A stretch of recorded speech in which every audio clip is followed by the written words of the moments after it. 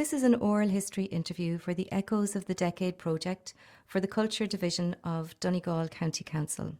Today's date is the 12th of October 2020. My name is Regina Fitzpatrick, and today I will be speaking with William Holmes, whose father, William Holmes, of the same name, was officer in command of the 5th Battalion, 2nd Brigade, 1st Northern Division of the IRA during the War of Independence.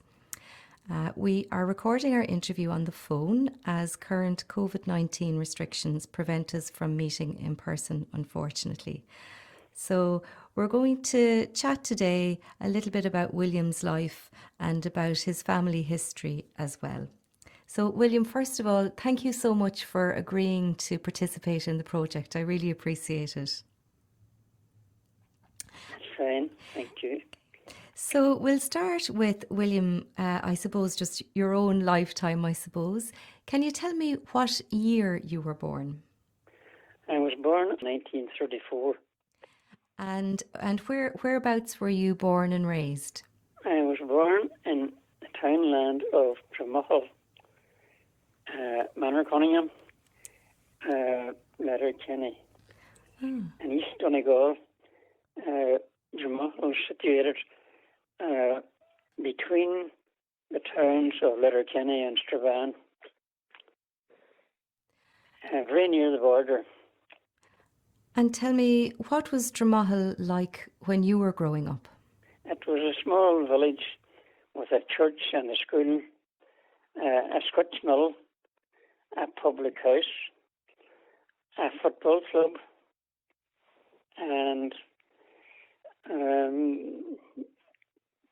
nothing much else, only that. I would say fairly typical of an Irish small village. And what type of a mill did you say it was there, William? It was a Scotch mill. A Scotch mill. This was involved with scotching. Okay. Well, the modern name, I see they give it now, is flax, but in my vocabulary, it's lint, and was always known as lint by the people who grew it. But it has become fashionable now to talk about flax. And this mill, Scotch mills, were where the flax was turned into fibre. Some of the fibre was removed, and it was made ready for weaving on the linen mills. And of course, linen was a big industry, wasn't it? Linen was a very big industry. The biggest industry in Donegal at that time, and farming, and possibly the biggest employer in the county, was growing lint. And I'll refer to it as lint. And would the mill have been a big employer in the town, William? The mill, East Donegal, was dotted with Scotch mills. They were mostly water powered. And any place where it was possible to get a supply of water for power, there would have been a Scotch mill. The one that was nearest to me employed, it was known, they were known as stocks, the number of Scotchers who worked on it. And this was a 4-stock mill, would have employed 4 Scotchers. Then there would have been other employees preparing the lint. There would have been 3 other employees. So it would have employed about 6 or 7 people. But that was seasonal. It only lasted from about September until maybe May the following year.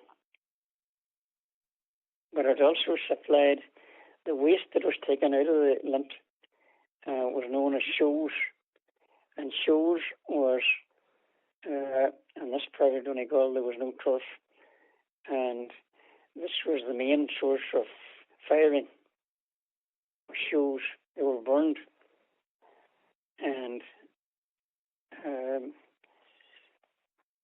there was an arrangement where all the Scotchers, the workers in the mill, got a quantity of shows for their own use. So that was sort of like, part payment for their work, was it? It would have been a sort of a not part payment, but a sort of a bonus maybe. And so would there have been a lot of farming around where around Dromahal, people growing lint? Farming was the big employer, the only one I would say, and lint was the biggest part of that. So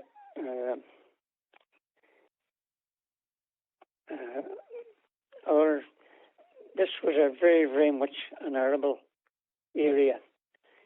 It seems most people's thoughts about Donegal when they hear about Donegal is that mountains and turf and fishing, but there was none of that here.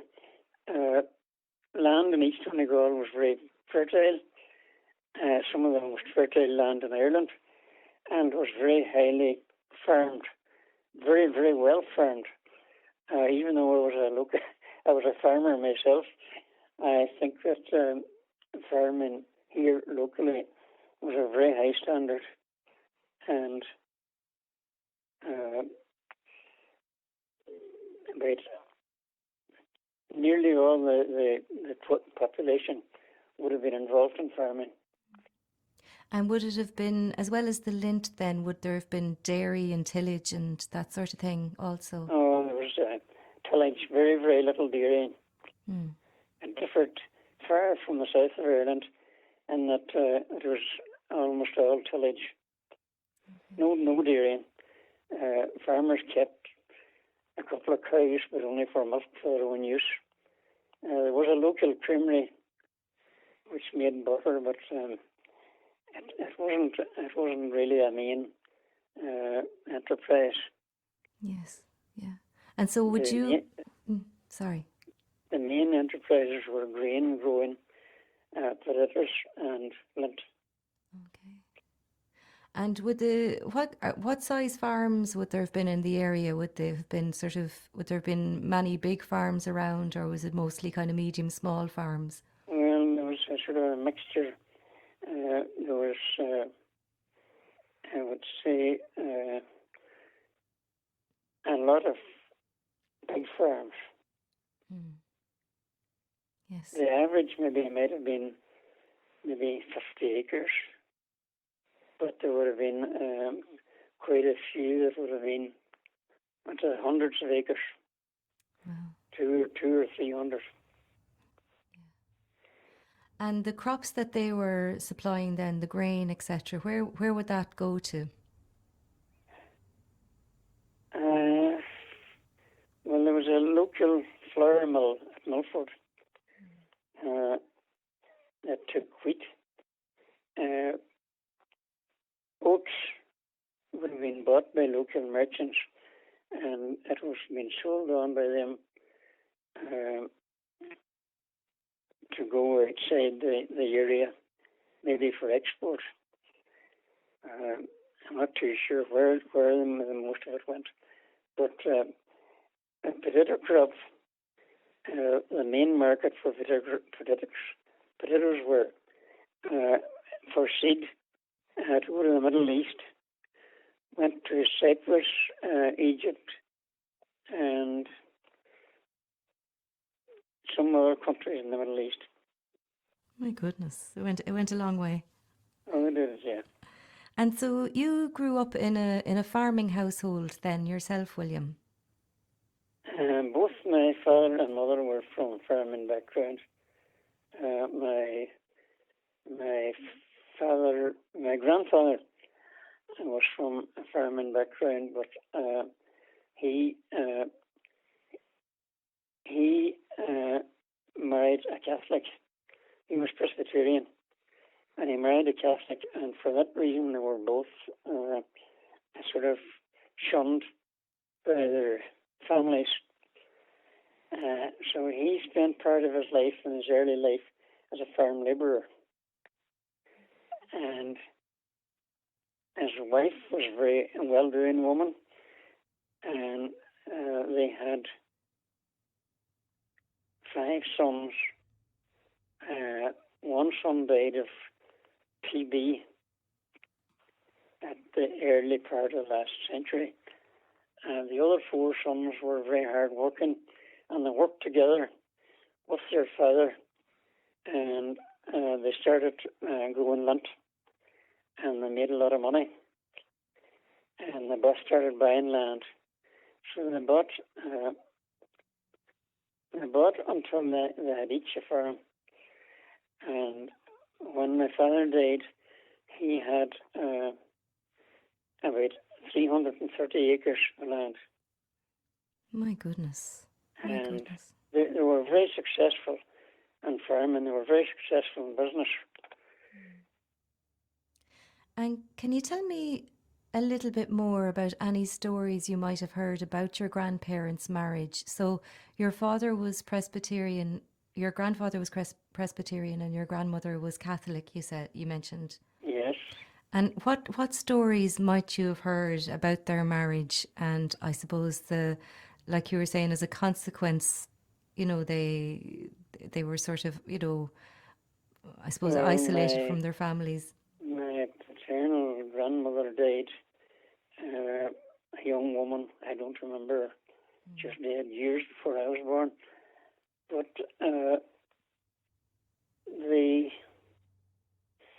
there was very good agreement between all religions. There was never any disputes that went on in some other parts of Ireland. But when it came to crossing the divide, there was a certain amount of sort of disfavour. People were shunned to some extent for marrying their own religion. And my grandparents, I think, didn't bother too much about religion. They had a big family. Part of the family went to Scotland, and most of them gave up religion. And those who stayed in Ireland were Catholics. And that was the sort of, I suppose, the custom, was it at the time, that the children would be raised in the faith of their mother? Do I understand that correctly, or did it vary? Or No, it would have varied. Okay. It would have varied. But in my family's case, religion didn't come into their lives at all. They just they didn't bother with religion. It wasn't an issue at all. And the area where whereabouts was your grandfather? Where was his farm? My family originated here. They were planted here from Scotland in this early 1600s. And the first 2 who were planted here were 2 brothers called John and Gabriel Holmes. And they were planted, I think, about 1610. And they came from Scotland, and they settled on 11 acres of land. And over the centuries, they moved very little from that same area. There was an old tradition among Presbyterians that it was said they didn't marry unless they could see the smoke of the chimney of their wife's face. So it was all very local. Yes. But some of my family did go abroad. There was a long succession of Presbyterian ministers. One was the second Presbyterian minister in the United States, namesake William Holmes. My goodness. The one of his family was married to a sister of Benjamin Franklin's. My goodness. And he was responsible for a lot of he was a ship's captain, and he was responsible for a lot of the emigration of Presbyterians across the Atlantic. And the Presbyterians were persecuted just as much as the Catholics. So a lot of them settled in Ireland for a while after they came from Scotland, but then they moved on to America. Yes. Mostly to America, some to Canada. And my son now corresponds with, he took part in a thing called Holmes DNA Project. And he now corresponds with descendants of people who emigrated maybe 200 or 300 years ago.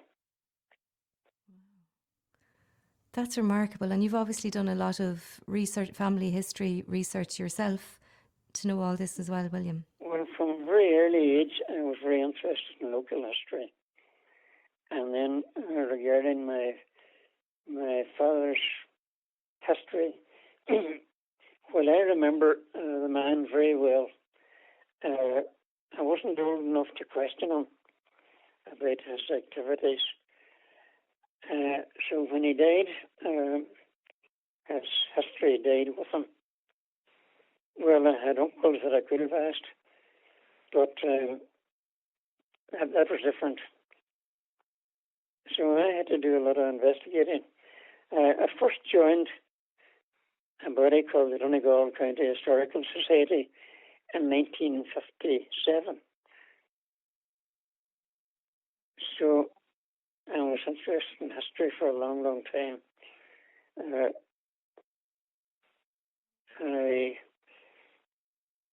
Through my investigations, I learned a lot about the family history and also about the sort of conditions and what led up to what is known as the War of Independence. Sort of a background to that. And could I ask William, just staying back, I suppose, a couple of centuries where we were, that connection with Benjamin Franklin. Did you hear, did you hear any stories about that, or was that something that had been passed down in family memory, or is it something that was discovered in research? No, it was only discovered in research. That was discovered by a lady called Belinda Mahaffey, who's a local historian. I think she works in a museum in Omagh. She has written a lot about history, local history, and she discovered this. The story about the Presbyterian immigration. My goodness. And so the part of Donegal that you're from, it's a very diverse community. Would that be fair to say, William? Oh, it was very mixed. Yeah. Very mixed, but it was mixed to the extent that the main body of farmers, people who own property, would all have been either Presbyterian or Church of Ireland, mostly Presbyterian. Some Catholics. My mother's family was Gallagher, and they had been local farmers which was very unusual. There were no local Catholic farmers in East Donegal. There were very, very few, and they were one of the few families. I don't know how they managed to keep their position, but whether they had some sort of a Castle of Catholics arrangement, but they were always very proud people. They considered themselves better than the average because they were educated and they had priests in the family. were completely different from a farming background, but completely different background from my father's background. You mentioned a term there, William. Was it Castle Catholics? Yeah. Tell me about that term. Oh, I thought all historians knew about Castle Catholics. These were people who, well, another way it was described as they took the king's shilling, I think. And the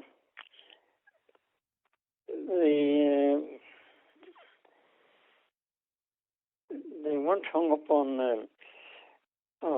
anti-Britishness.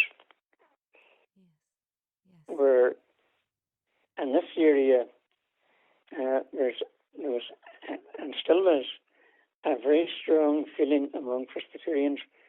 They actually are more anti-Church of Ireland than they are anti-Catholic. Wow, gosh, and that okay, and you'd say that has gone from that time right up to almost the present day. Oh, it's up to the present day. Yeah.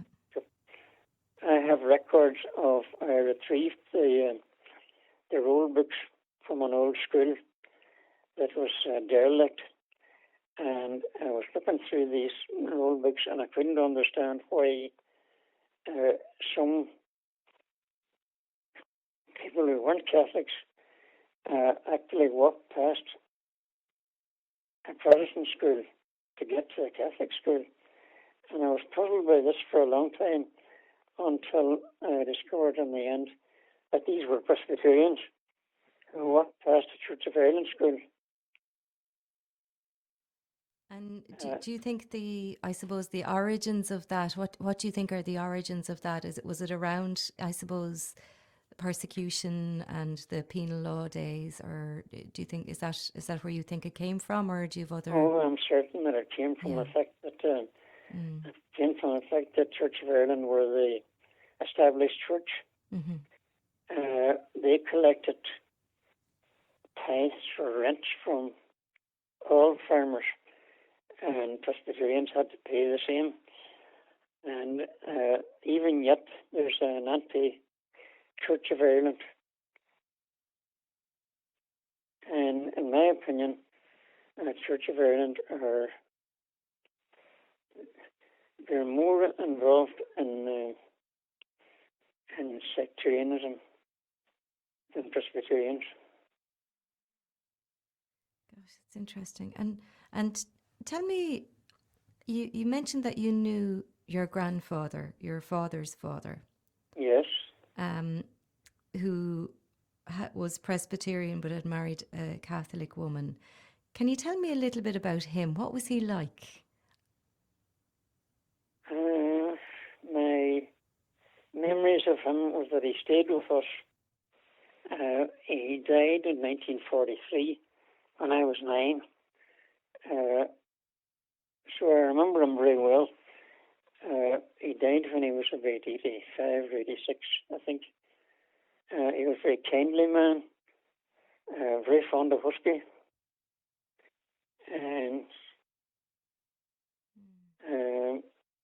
was a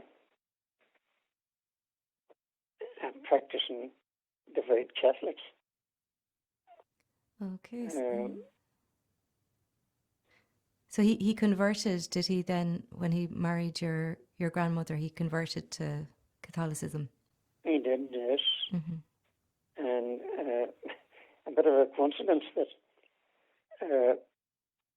his wife died many, many years before him, and she was buried in the Church of Ireland churchyard in Arfo, which was the main burial ground even for Catholics at that time.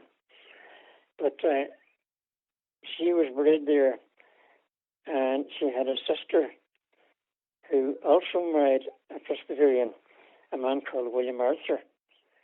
And she died in Scotland, and she was brought back and buried in that same churchyard.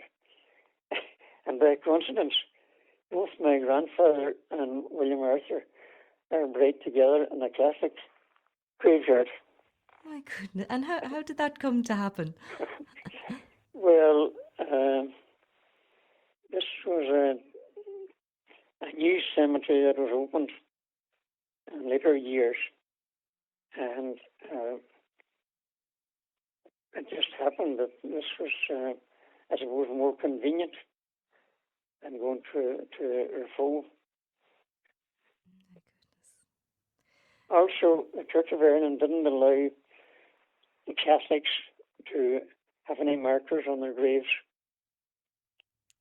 Oh, so no headstones, no... No headstones. I don't know where my granny is buried in that graveyard.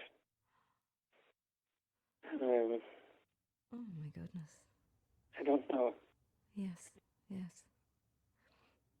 So I suppose I'm wondering what the household your father grew up in was like. You were saying that, that your grandfather was a great farmer and that he worked hard, and all the sons ended up, having their own farm. So it was a hard-working household by the sounds of it. Would your father have taught, in your memory, I know he died when you were very young, but would you know much about his childhood and growing up, and whether or not, there was any, I suppose, impact of being the child of a mixed marriage, if you like? I think it had a very important bearing on his life, because as it also had on my life, that I have a lot better understanding of different religions. I can see the other person's point of view better. And I do know that my father never at any time looked on Presbyterians or Church of Ireland as being a very common way of thinking among Catholics, was to look on these people, to call them black so-and-sos. Well, he never would have indulged in that.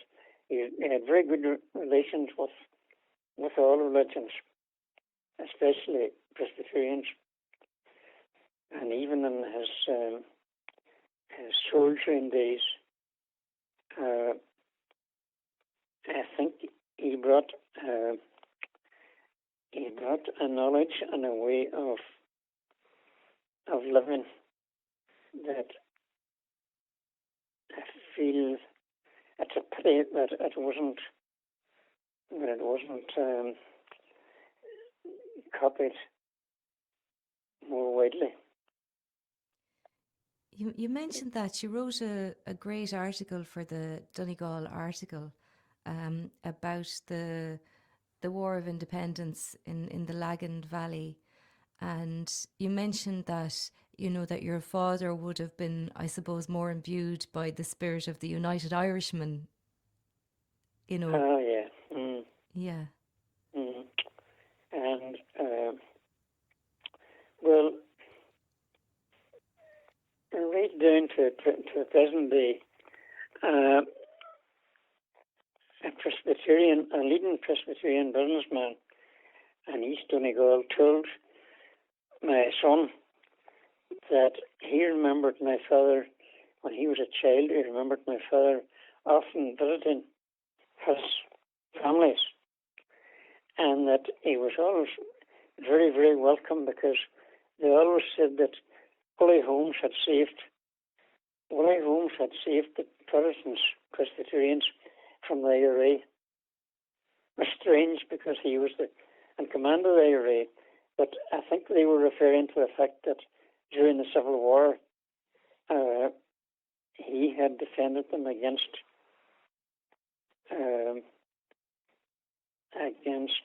the anti-treaty people, a lot of whom were sectarian. And going back a little bit before that, your father obviously was a nationalist, and he, believed in Irish independence, and and which led to his involvement in the IRA. Where do you think that sense of nationalism came from. Did you get any sense that maybe the household he grew up in was political, or had there been people in previous generations of his family who were politically active, for example? I don't know. Mm-hmm. I think that his family background was that they would have been very strict Presbyterians, but they were also very fair-minded people, and they certainly would have been. It wouldn't have troubled them to be anti-British Presbyterians. I don't know about if there was any. I don't think there was any close relatives of his who were involved in many organizations before that. I would say they were more independent, who had a very open mind. And what do you know, William, about how your father got involved in the volunteers and in the IRA? Well, I know that he was involved in the beginning. He was involved as a young man. Well, there was no secondary schools near at that time. The nearest secondary school would have been in Letterkenny or Strabane, and there was no buses. There was no way of travelling there. It would have been reserved for boarders only. So that would have been beyond his level. But there was a teacher in our fold called James Fury, who ran night classes, which was the equivalent of a secondary school. Now, James Fury had got some connections to, I suppose, the founder of Sinn Féin in Donegal was a man called Joe Sweeney, who was a student in St Andrews with Pearse, and he was enrolled in the IRB by Pearse. I'm not too sure. I just forget what the relationship was between Master James Fury and the Sweeneys, but there was a relationship. So it's probable that Master Fury would have been the source of his republicanism. And he formed the first IRA company in Dromahal in 1917, I believe. Well, there was a bit of a story behind that. First of all, he was a member of an organisation called the Ancient Order of Hibernians, which were a sort of a faith and fatherland organisation. And I do know that he was completely disillusioned with that. And the priests who attended the 1916 leaders before their executions were Franciscans from Church Street in Dublin. And these were mostly young men. And two of the priests who attended the leaders were Fathers Albert and Dominic. They're famous in history. Well, at a later stage, one of these, it was common, it's still common too, that priests go around and they hold missions that last for a week in different parishes. And these men became, and the executions had such an impression on them that they devoted the rest of their lives to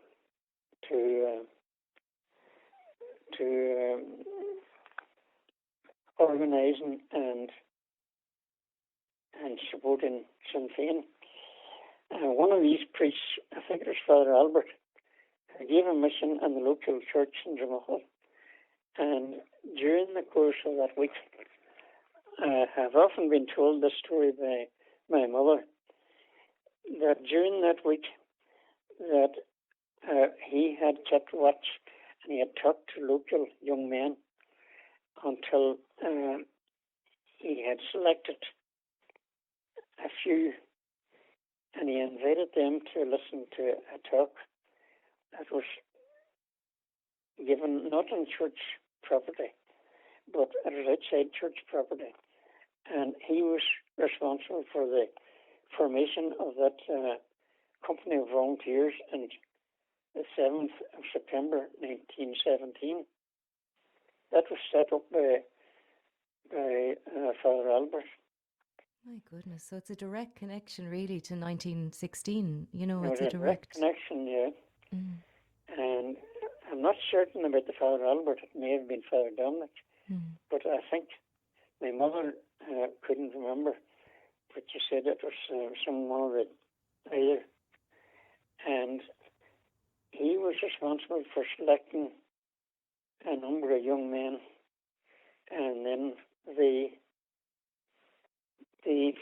set up a Sinn Féin Common and a company of the volunteers.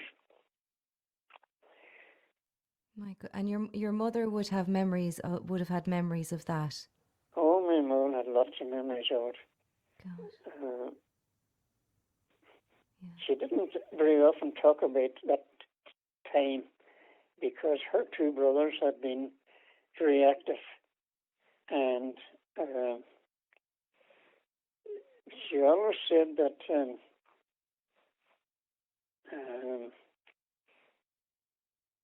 she was very disillusioned about the outcome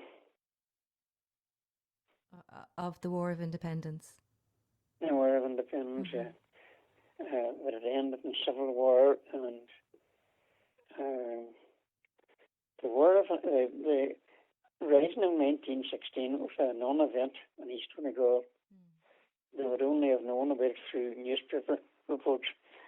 The War of Independence was a quiet affair because of the UVF, where there was very good relationships between the religions. The UVF were a very strong organisation who were determined that there wouldn't be home rule. And at any time, the UVF in Donegal would have been strong enough that could have snuffed out the Republican forces of maybe Donegal, Derry, Tyrone, Sligo. They would have been that strong. The Republican forces of all four counties would have been tiny compared to the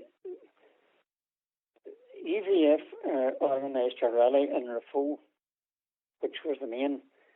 Raphoe was the main sort of unionist town in Donegal, and they organised a rally there in 1913, I think it was. A bit hazy about dates, but that was attended by Edward Carson. It was organised by Donegal UVF, and that was attended by 1,300 UVF volunteers. And it was the second largest demonstration outside Belfast of the anti-home rule gatherings. Oh my God. So the UVF were very strong in Donegal. It wasn't an anti-Catholic thing. It was just anti-home rule. And would your mother have had memories of UVF activity in the area? My mother often talked about UVF marching along the roads on summer evenings, and they carried wooden rifles, sort of imitation rifles, and they carried these and they drilled with them, but they drilled openly. and there was nothing secret about their activities. And she remembered them. She remembered all the people locally who were on the UVF. And she had a lot of memories of that.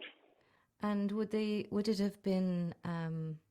You mentioned that they were more anti-Home Rule than anti-Catholic. So, how did she feel about those demonstrations? Do you know?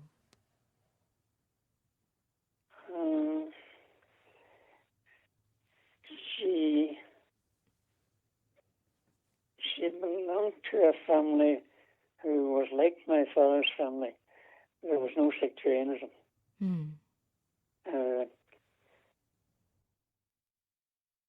So I think they would have been very well aware of the point of view of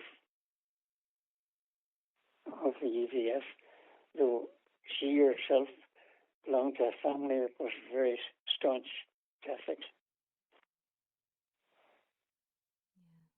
So I suppose I wonder would those that type of drilling, would it have been, I suppose, an intimidating time, a frightening time to see that happening? Yeah, it was intimidating. Yeah. I know that it was intimidating because they didn't know what was ahead. This Home Rule thing had gone on for a long time, and I suppose ordinary people didn't know how it would end. And from her talk about it, they certainly looked on it as being intimidated. And you mentioned that she had two brothers who were also involved in the volunteers when they set up. What were her brothers' names, William? Her brothers' names were James Gallagher, who was an older brother, and she had a twin brother, Patrick Gallagher.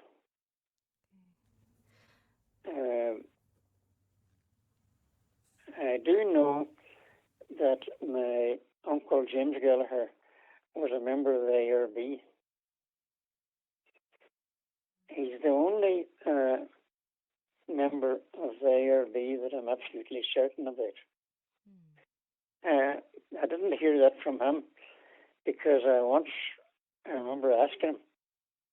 I asked him straight if he was a member of the ARB, and he didn't give me a straight answer. He just said, it's a long time ago. We'll talk about things like that now. So he passed it off like that. But I do know that he was a member of the ARB, and he had been enrolled in Derry. My goodness. They lived near the border, and they sold all their farm produce, was sold in markets in Derry, and they bought their groceries there. So he was very often in Derry every week, I think, and that's where he was enrolled in the IRB. And whereabouts were they from? He was from, my mother was from a townland called Arda, St. Johnson, which was very near the border. St. Johnson is a small town that's on one side of the River Foyle. The River Foyle's the border. And then the road border is very near there. So they were a very short distance from Derry, from the border, where she grew up. And would you have known James and Patrick? Oh, I knew them very well. Patrick would have talked more about the past. He was anxious to talk. The other man didn't want to talk about it. Only very, very seldom. But Patrick talked a lot about it. And he gave me lists of names. And he told me stories, things that had happened.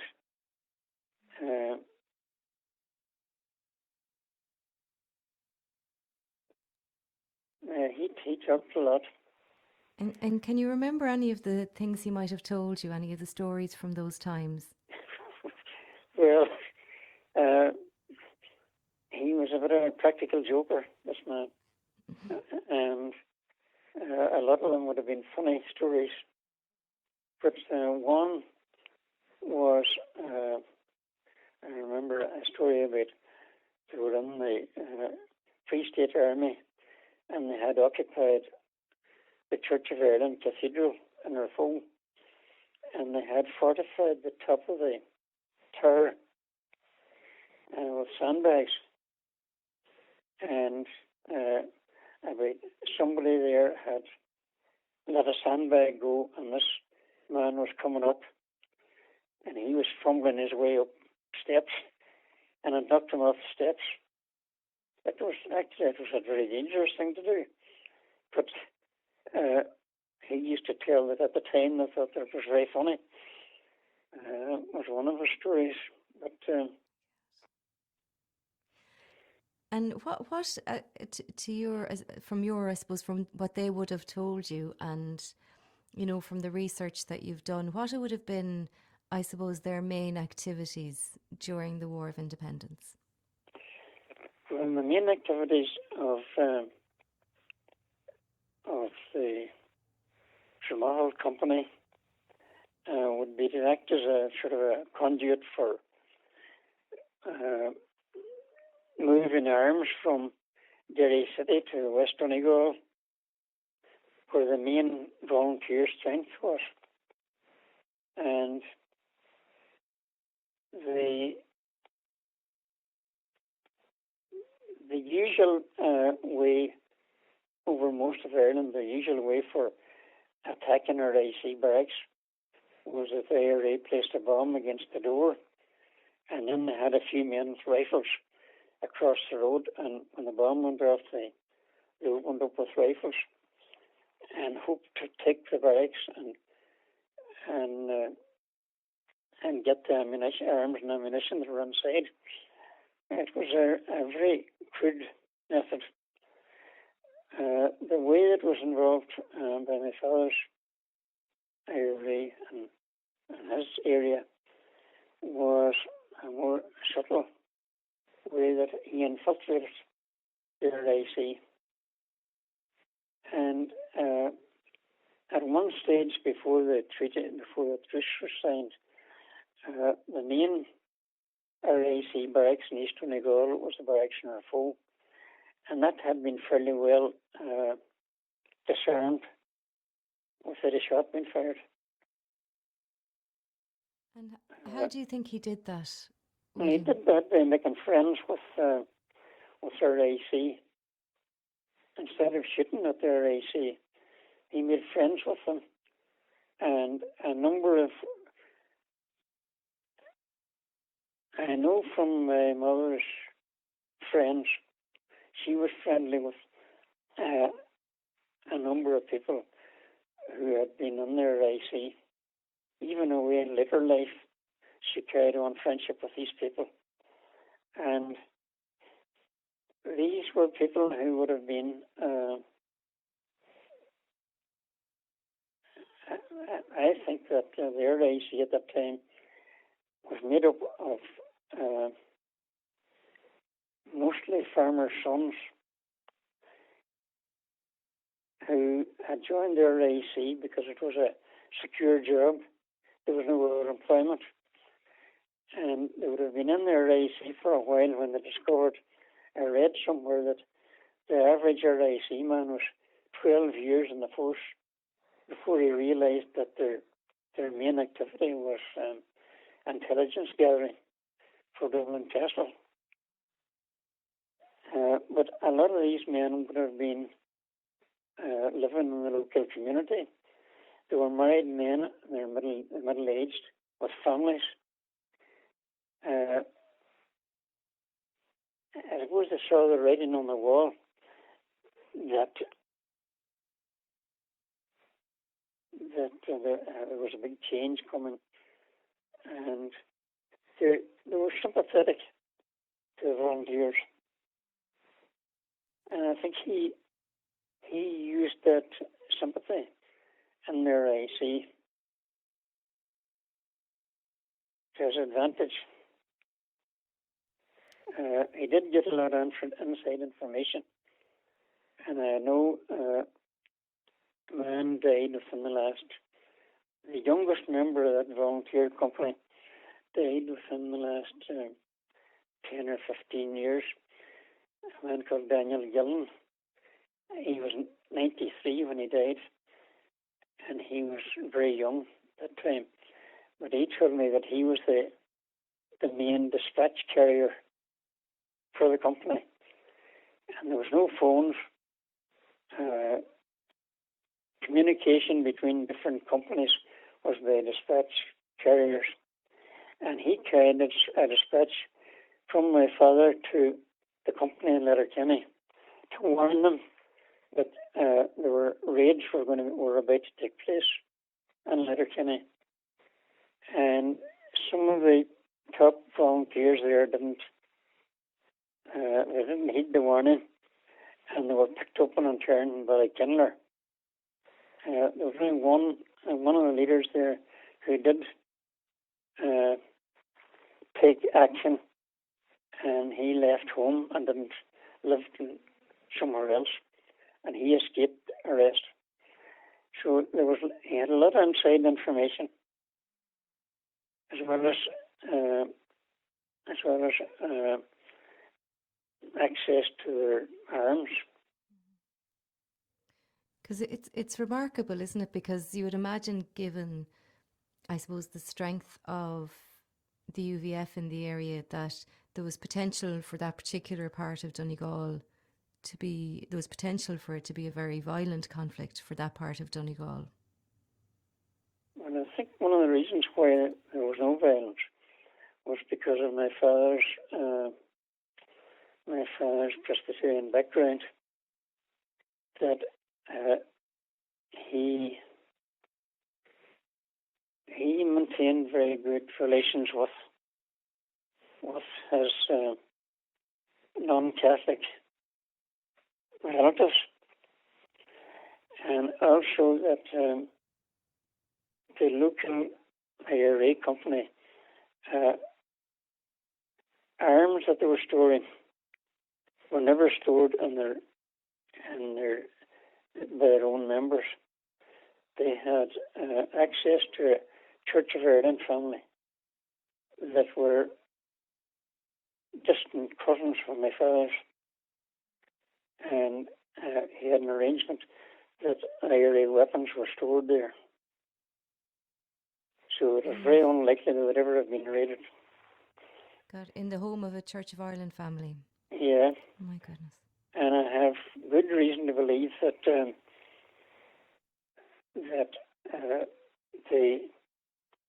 this area was awash with UVF guns. They were very well armed, and they had a lot of dumps here. And I have good reason to believe that my father was very well aware of where these dumps were situated. They were never raided because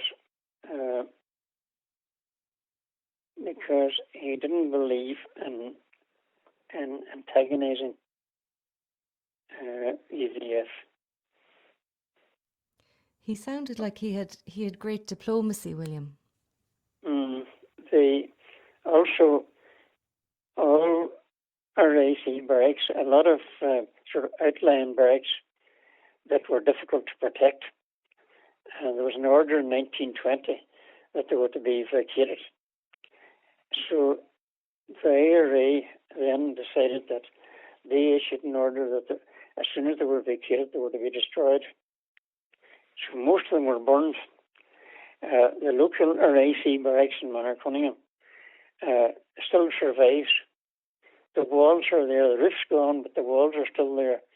And that survived as a dwelling up until it was occupied, up until about 10 years ago.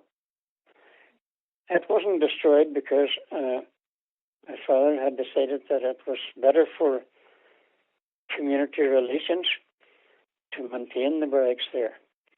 and that it would have done nothing at all to further the IRA cause to destroy it.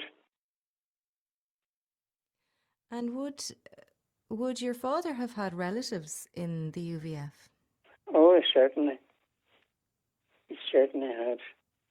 I remember the first time that I saw an orange march. I saw a cousin of my father's marching with a sash.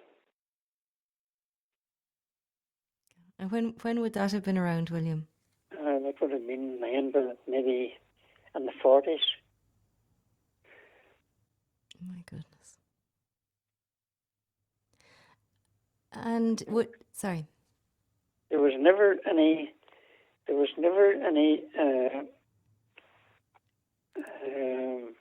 serious agitation between Republicans and Unionists here in East Donegal, and that applied even up until the present day. There was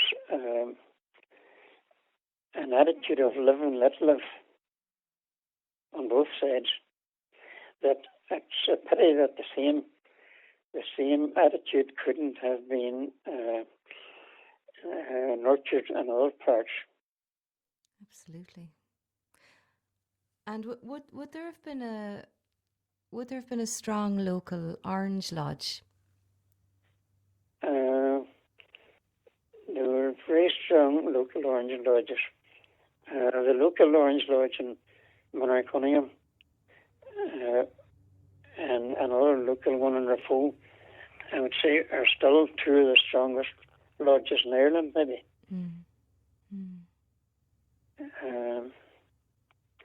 They were never. The only trouble was with a few hooligans who would have attacked the Orange March on the evening of the 12th, maybe. Would have been mainly because of drink or hooliganism. But there was tolerance all around. And it's a pity that the same tolerance couldn't be recognised. The majority of people, even locals here, I have noticed in my lifetime that any time the War of Independence is mentioned, they always say, "Oh, but nothing happened here. There was no War of Independence here. Nothing ever happened." Well, there was a lot happened. And what was happening here, I think, should be well studied by people in the rest of Ireland as a guide towards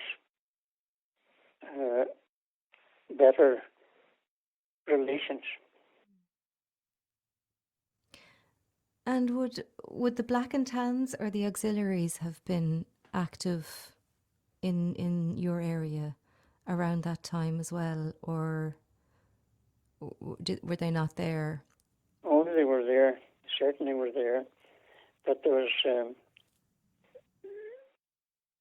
I suppose, it would have seemed to them that the area was quiet, that there was little opposition to their rule.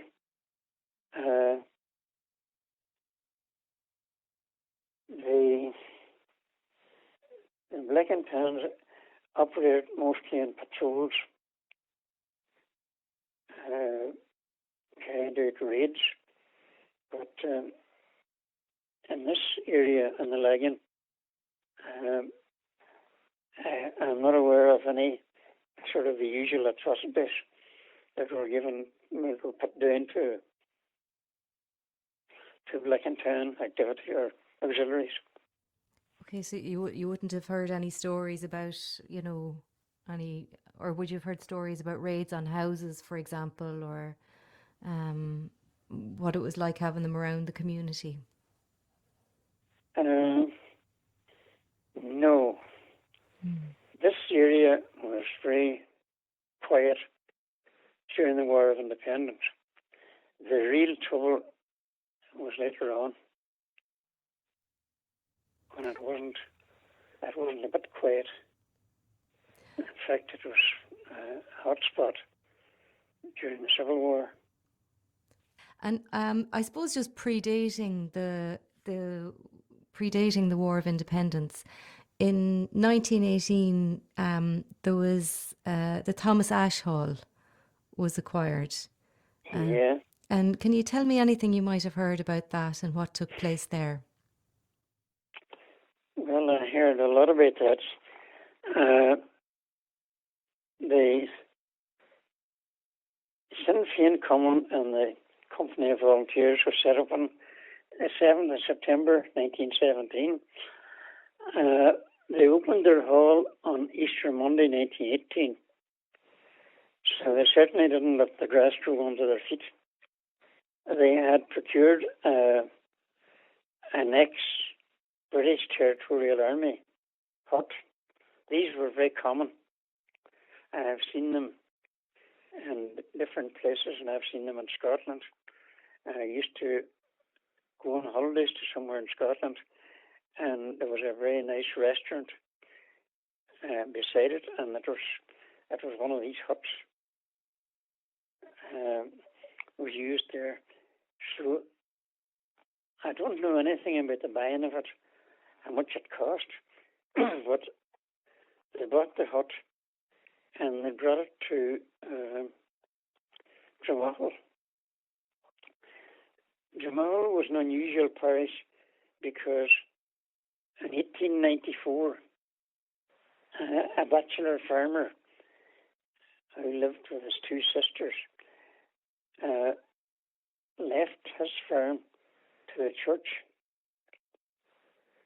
So they owned a farm that surrounded the church, and later there was a school built on it and a parochial house for the priest. And the local priest there at that time was a Father Dennis Moran. He was a native of Killybegs, and while I have seen his name in a list of members of the Irish Parliamentary Party, I believe that he was, at heart, he was more a Sinn Féin. He supported them, and he gave them permission to, excuse me, he gave them permission to set up their hall on part of that farm. It was an ideal site because while it wasn't on very high ground, it was on ground that was very easily to defend. It would have been very difficult impossible to have a surprise attack on it because it would have been easy to place two sentries outside, and they would have a view of any approaching force. They would have had very good advance warning. The hall was used for drilling and meetings, and it was opened on Easter Monday 1918 by Dr. McGinley, who was a leading Sinn Féin man in Letterkenny. Later he was a TD. And the first Dáil, I think.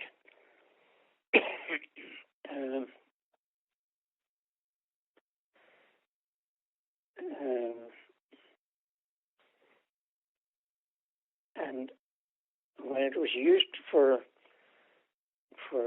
IRA purposes at that time, the main use was when Sinn Féin courts were set up, or Dáil courts, and the local Sinn Féin offices or base in Letterkenny or some of the local towns were in the town, and of course their IC knew all about their activities.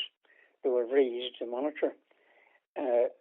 Jamal Thomas Ash Hall was a different kettle of fish because it was isolated.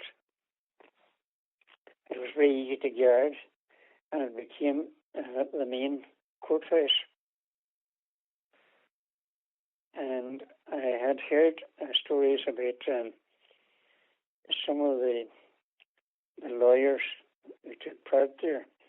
One was a barrister in Letterkenny called John Robinson, and he died, a young man. I think he died of TB. And there was a solicitor in Letterkenny called Charles Flattery. His father was an early seaman, but he was a solicitor he was a Sinn Féin solicitor, and he was later a district justice in Sligo. He was one of the main operators of this court, and also there was a student, a clerical student called James Gallagher from Letterkenny, who took part in these court sessions. I don't know what role he had, though I knew the man very well.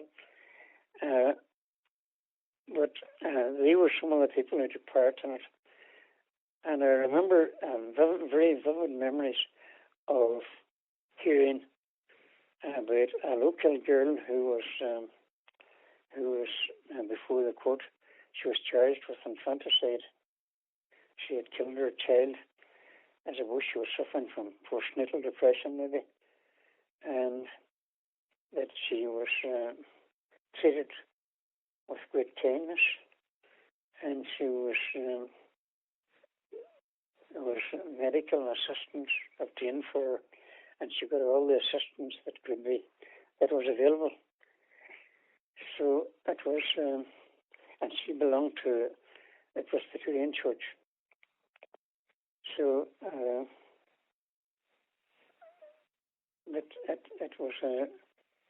it was an exemplary court. And so people from other communities also availed of the court? Oh, they did. It would seem like the court system was one of the best ways of undermining British rule. And would you have heard any other stories of things that went on there, William? Just stories about the only raid that I knew that the IRA carried out looking for arms was, I had mentioned earlier about a UVF demonstration that was held in Raphoe, and the local commander of the UVF was sort of I suppose a minor landlord called Captain Stoney, and he lived in a big house outside Raphoe called Oakfield. That's where the demonstration was held. And they carried out a raid on Stoney's looking for arms, and they didn't get the great quantity of arms that they were looking forward to, but they did succeed in getting some arms. And when I was growing up, there was 2 revolvers in the house. One was a very large chrome-plated Webley 45, and there was a smaller revolver. I can't remember now. I think it was a 32. But they were in the house, and I understood that when they raided that place, Dr. McGinley was a senior officer in Letterkenny, and he was also present during this raid. And part of the haul that they got were a pair of revolvers, chrome fitted. They were sort of ceremonial, and that my father and Dr. McGinley kept one of these each for their own use, and that was where this revolver came from. Now, years later, after I got married and moved to another house, and I had the revolver in my house, and it was stolen from there. So it was stolen with a lot of other stuff. And when I discovered it was stolen, I went to my solicitor, who was Presbyterian, and I told him the story about this revolver. And he said, the guards will never get it anyway. And even they do, he said, sure, all you have to do is say you know nothing about it. It's not yours. But the guards didn't get it within a very short time. And when they asked me to go to a special court to give evidence against the fellows who had raided the house, they didn't give me the chance to deny it because there was two of them. And one said to the other, did you tell him that we found his shooting iron too? And I didn't get a chance to deny it. They told me that the other fellow said, I will find your gun as well. And they told me that I would get it back again as a keepsake, that they would file down the firing pin on it. But I never got it back. So that's how Captain Stoney's revolver finished up. My goodness. The other one, the smaller one, my younger brother took it to school. And he was to be swaggering about at the school with a small revolver. And he was very young. He had only started school. But some older boy, who was too clever for him, swapped him for, I think, a pencil case or something, for a revolver. Oh my goodness. So it went the same way. Oh my goodness.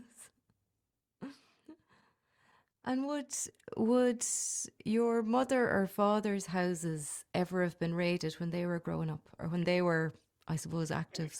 During that time, or when your father was active? No, not during the War of Independence. During the Civil War, my mother's house was raided. Did she ever tell you about that? Oh, she did. She did. What can you remember, or what did she tell you about it? Well, she told me that there was a fight at a house called Skeeg House, very near the border with Derry, and the occupants were anti-treaty. They were evicted from Skeeg, and some of them knew from earlier times that my mother's place was a safe house. And they arrived there, and there was nobody. My two uncles were out. They were away in the Free State Army. And these men arrived, and she said they had some drink taken, and they were very abusive. And she wouldn't have said this, but I always suspected that there was her and her mother and her two sisters were the only occupants. And they were subjected to sort of a night of terror. Oh my goodness. And she always said that they were in Skeeg House, but she said they were never Republicans because she described them as scum from Derry. and that was the only raid that I'm aware of. It would have been very, very hard to talk about those types of attacks at that time in particular. Well, I said earlier that she was very disillusioned with the whole affair in the end, and I think maybe that was part of the reason that there were these people going about who were masquerading as Republicans, and East Donegal was seething with these kind of people during the Civil War. And you mentioned that her two brothers went on to join the Free State Army. Yeah. And did your father also join the Free State Army? My father joined the Free State Army, yeah. Mm-hmm. And part of the reason, well, I think they followed. I read where Joe Sweeney was the leading man in Sinn Féin in Donegal, and he had got his republicanism from Pearse, and he was a member of the IRB. And when the treaty debate came up, he was a TD, and he went off to Dublin, and he was anti-treaty, but he went off to Dublin and he met up with Collins and some other IRB men, and on their advice, he changed to be pro-treaty. So then the locals took their cue from him. My father would have followed his steps. Dr. McGinley was TD, and he was also pro-treaty. So my father followed their steps, and not all the local officers in the IRA were pro-treaty. There was Neil Blenny. Old Neil Blenny was OC of the Fannet Battalion. He was anti-treaty, and he was sentenced to death at some time. And there was another leading man in the IRA before the treaty was a man called Sam O'Flaherty, and he was also a student in Dublin during the Rising, and he played a leading role because he was OC of a battalion that I think straddled the border at Castlefin, where he was based.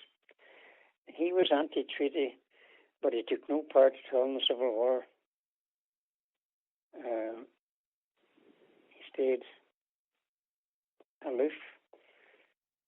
And later on, in later years, I knew a relative of his called Sam O'Flaherty, died young, but a relative of his was an agricultural officer who used to come to my dealings with him on a farm, and I never got an opportunity to ask him about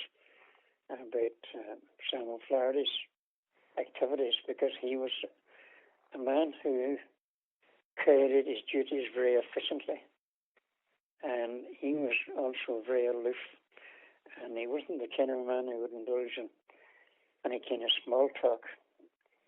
So he did what he had to do, and that was it. There was no other talk with him.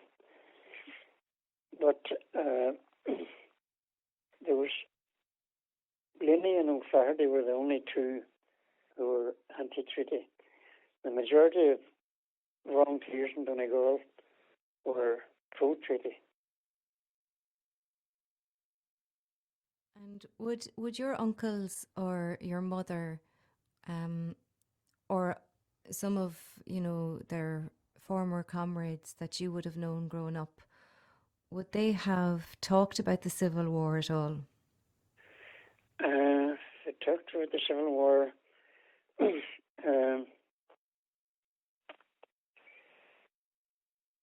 talked about the Civil War with great sadness. and very reluctantly. The Civil War,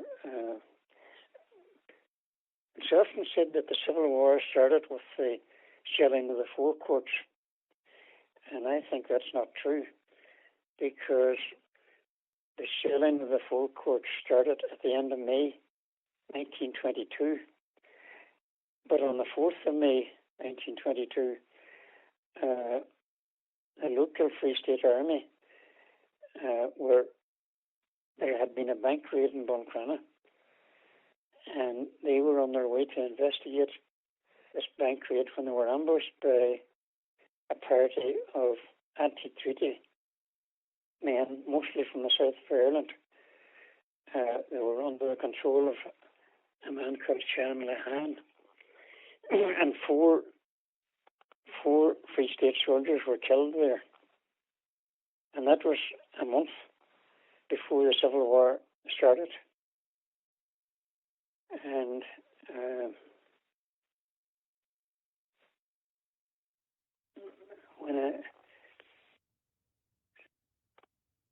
my view of the Civil War in the beginning was that I often wondered, why was my father on the wrong side in the Civil War? And then I started to investigate, and I discovered that he was very, very much on the right side.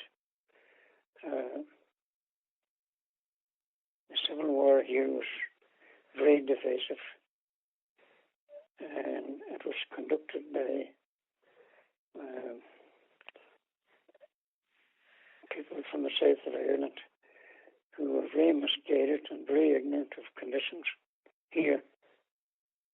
I think that Michael, this is a personal opinion, but I think that Michael Collins must have been one of the greatest guerrilla leaders of all time. But I think he was totally ignorant of conditions in the north of Ireland, and he was very misguided. And their actions were an elephant in a china shop. It led to the pogroms in Belfast, and the idea that I think it's on record that one of these men from the south handed a rifle to a Lee Enfield rifle to an IRA officer in Tyrone, and he handed it to him and he said, "Would you have any idea of how to use that thing?" Which was very insulting. He was making out that this man didn't know how to handle a rifle, and the idea was that they were going to clear the UVF and the British Army out of the 6 counties, and it was pie in the sky. It was never on. It's never on. And unfortunately, that attitude still persists.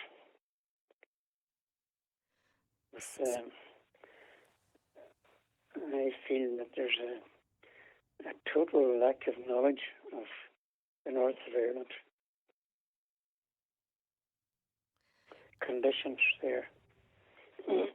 And so in the stories that you would have heard growing up, you know, I suppose it wasn't so much that it was neighbour against neighbour in the Civil War where you were from, but if I understand you correctly, that it was more people who weren't from Donegal who had come, who were against the treaty, who came up to fight. Yeah. Yeah. And on Collins' orders, the local officers were replaced by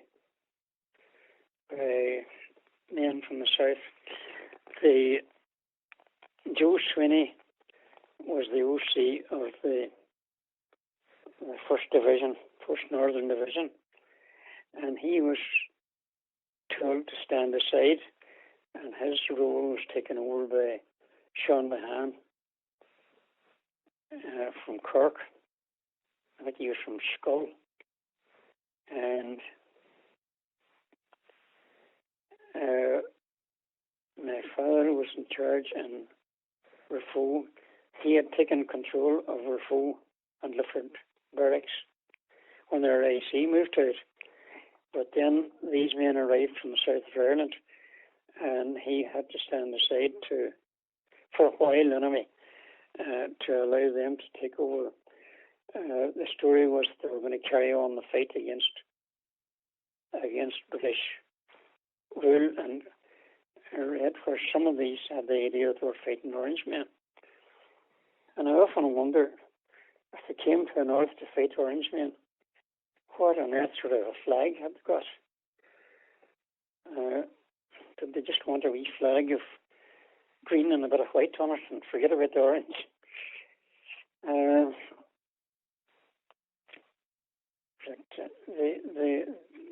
was a lot of activity on the border between Lifford and Strabane. My father was in charge in Lifford, and he was, to some extent, was bypassed. I do know that there was a plan that he was to be shot at one time. I mentioned a volunteer, Daniel Gillen, earlier. He was also in the Irish Army, and he told me that this story, I heard him, he told me this story often, that two men had come from the south, and they were known as Mutt and Jeff, sort of nicknames. The Mutt, I discovered, was a man called James Walsh. I don't know who the Jeff was, but these two men were overheard in Lifford planning to shoot my father. They considered that he was in their eyes not a Republican at all. So he got a message in Rafo that he was wanted in Lifford barracks and to go there immediately. And these two fellows were waiting for him. But they had been overheard, and he was alerted to what was happening. And their plan fell through. But this was the sort of activities that they were involved in. And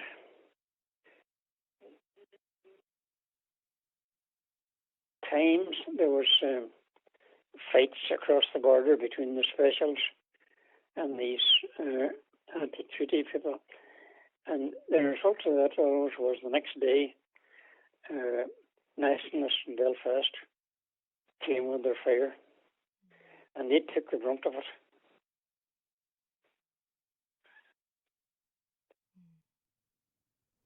Anyway, the idea of fighting the specials at that time was, as I say, pie in the sky. They were a very strong force, and they were very well armed, with machine guns and a lot better equipment. So that operation was doomed from the start. That was the B specials. B specials, yeah. That operation was doomed from the start. It never stood a chance at any time. But I believe that one of the men who came north was a very honourable man, Charlie Daly, who was later shot at Drumbo Castle. And when people think about the Civil War in Donegal, it's the Drumbo incident that I think probably comes to mind for a lot of people. Well, when I was young, I remember attending commemorations in Drumbo on Easter Sunday for these four men who had been executed. And then as I got more aware of what the real story was, I wondered why there wasn't any commemoration for the four men who had been murdered by these people at the ambush at Newton Cunningham. And they had also ambushed and killed 3 soldiers at Drumkeen for no reason. This had got nothing to do with chasing the British out of the six counties. It was just an act of vandalism. I don't know what you describe it as, but I realized, as I said, my father was very, very much on the right side. It was never on at any time to come out and take on the forces of the UVF and the B specials. It was silly to think that they could take them on. No way. Would you have ever heard accounts of women's involvement, either in the War of Independence or the Civil War, Cumann activity around where you were from? Well, there was a branch of Cumann locally, as well as the volunteers. And from Mahal, there was a Cumann branch. And the leader of that was my aunt, my father's sister, Mary Ann Holmes. She later married a man called James Sweeney. And she wasn't active in the Civil War, but she was never in favour of the Free State. She wasn't active in the Civil War, but she would have remained anti-treaty. And that was characteristic of a lot of Cumann, really, wasn't it? You know, they were mostly anti-treaty. My mother and her two sisters were in Cumann. My mother wasn't as active as the other two, but they were very active. And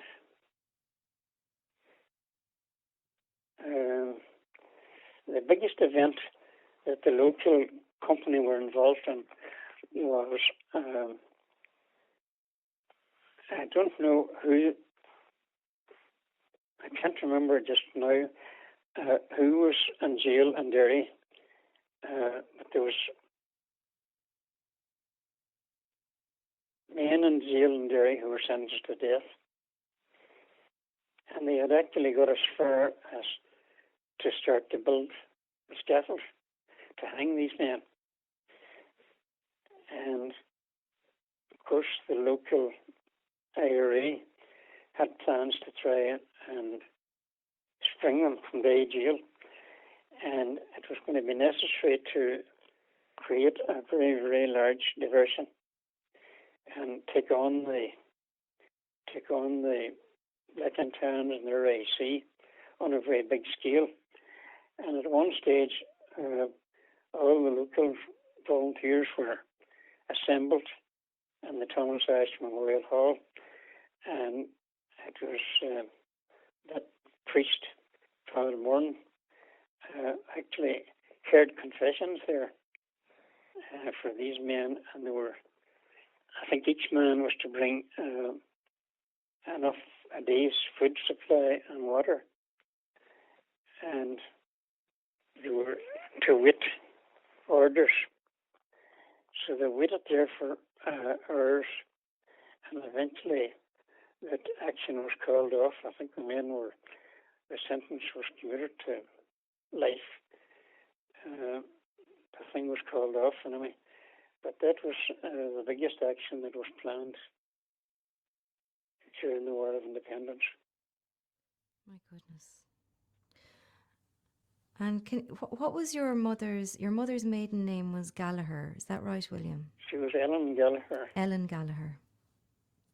My aunts were Mary Gallagher and Catherine Gallagher. And what stories would you have heard about Cumann, their activities with Cumann during the War of Independence? Well, my aunt Mary Ann Holmes was the person who transported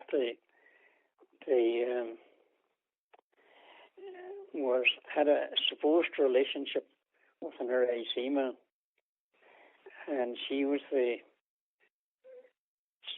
person who took the arms from her foe that were taken out by this constable. And I was always told that he was a Constable O'Brien. I think Constable O'Brien was a name of convenience, that he never existed. It was a copper name.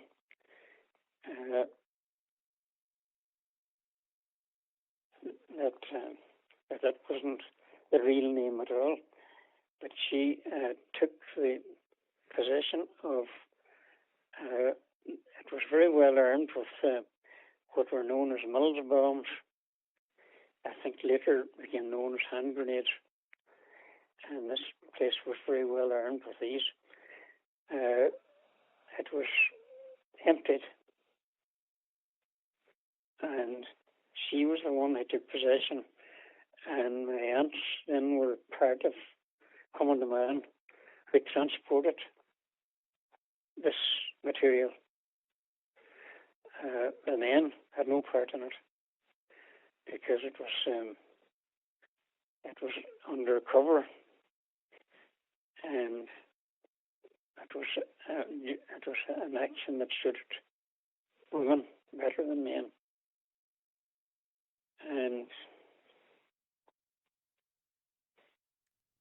And would they have drilled, and would they have participated in things like the Dáil courts and things like that as well, William? Oh, they did, and they drilled. But they wouldn't. Weapons were very scarce here. They would have had some drill, but mostly the weapons that were available here were weapons that were being stored for transport either from Donegal to Derry or Derry to Donegal.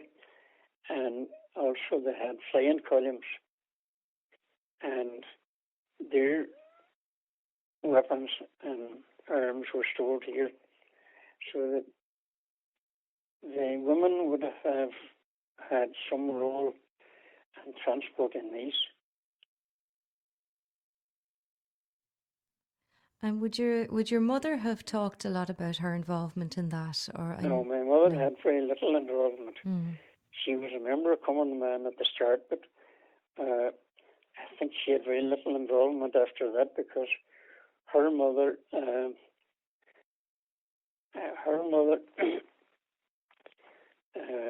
I think had got cancer at that time, and she wasn't well, so I think my mother was mostly at home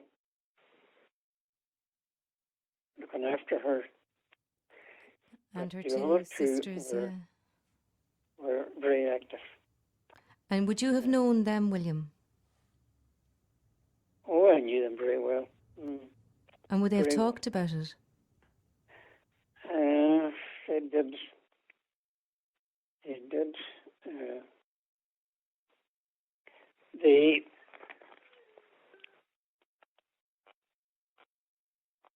They were pro-treaty.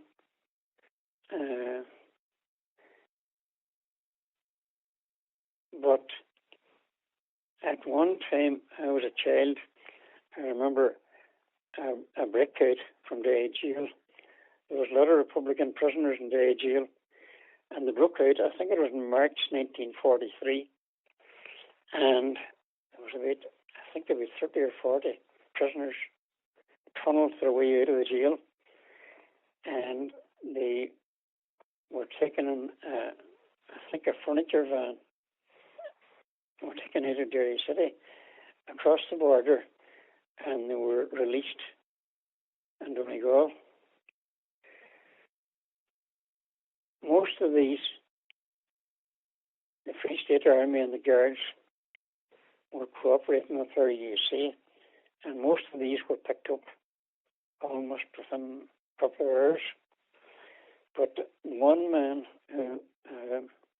there's a book written about that breakout by a man called Paddy. I can't remember his name now. But he said there was one man who was never arrested, and he was wrong. The man who was never arrested was a man called John McGreevy. He was from County Down, and he was found. My uncle Patrick Gallagher found him hiding behind a pillar near their house. So he rescued him, took him into the house, and the security forces searched the area for the rest of the day, but he was never found. And he stayed there for 3 months, and I remember him very well. I was told that he was a German, and that I wasn't to talk about this German who was staying there. And the day that he left, my aunt, Mary Gallagher, escorted him to a bus stop. And how it was done was that she went in front and took me. It looked innocent, more innocent, if she had a child with her. And she went in front, but she had a bicycle. And if there was any guard, security, or army, she could always go back on the bicycle and warn him. But I remember leaving him at the bus stop, and that man he stayed with a priest near Donegal town, and he went to, he had got disillusioned with IRA activities because of the way that there was supposed to be money available and accommodation arranged for them when they come out over the border, and there was nothing arranged. And while he stayed in South Donegal, he had heard that there was a meeting somewhere in Mayo, that the Minister for Justice was attending this meeting. So he made his way to Mayo and made a point of meeting the minister, and he gave a guarantee that he would cease all activities and in return for his freedom. So I think I have letters in the house from him to my aunt. His name was John McGreevy. My goodness. And when that book was published, the author said that somebody from Belfast was the only man who was never picked up. So I made contact with the writer through the publishers and had some correspondence with him, and he admitted that he was wrong.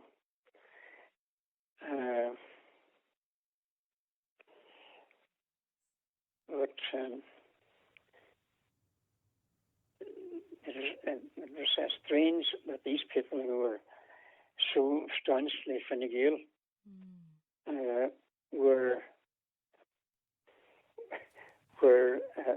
the republicanism was still there. And my aunt, two of my aunts, Catherine Gallagher and Mary Ann Sweeney, were both very, very staunch Republicans right up to the end. And how long would they have lived, William? When did they pass away? Well, my aunt, Mary Ann Sweeney, died in 1979. She was 94, I think. And my other aunt died in 79 too, but she was 76, I think.